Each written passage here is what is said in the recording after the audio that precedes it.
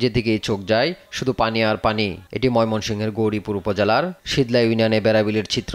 গেল এক সপ্তাহ ধরে এই বিলের পানিতে নিমজ্জিত কৃষকের শত শত একর জমির আমন ধান পচে যাওয়ার উপক্রম হচ্ছে। ধানের চারাগুলো ধার দেনা করে ধান চাষ করে এমন অবস্থায় দিশেহারা কৃষক। মানুষে কাল বইরে ভারী করতে দিলাইছে, কেউ কেত করে লাইছে। আমরা ছোট হয়েছি, কাল বড় ছিল অনেক।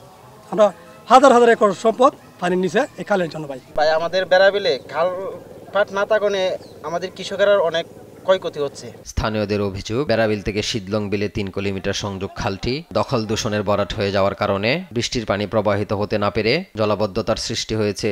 এমনতর অবস্থায় চলছে বিগত 10 থেকে 12 বছর ধরে। ওইটা যে করছে এটা আর কি ছোট করে করছে। ওই যে মুরব্বী আছে তারাও আছে অনেক বড় আছে, এখন ছোট হয়ে গেছে। দুই সাইড হাজার হাজার একর জমি পানির তলে।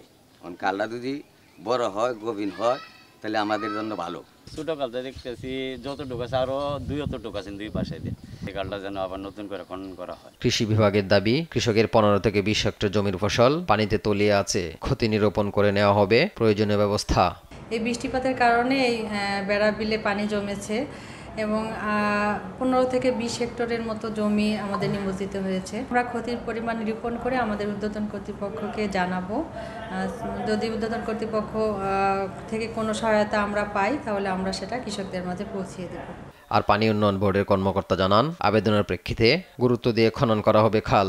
লোকাল প্রশাসনের সাথে কথা বলে এই খালটার ব্যাপারে তথ্য কালেক্ট করবো, ভিজিট করবো, করে দেখবো এই খাল আসলে খাস জমির উপরে কিনা না, ন্যাচারাল খাল কিনা না, এই খালের উৎপত্তি এবং পতিত এগুলো আমরা সার্ভে করে জরিপ করে তারপরে প্রকৃত ব্যবস্থা নেওয়ার জন্য, প্রয়োজনীয় ব্যবস্থা গ্রহণ করার জন্য আমি কর্তৃপক্ষ বরাবর সুপারিশ করব।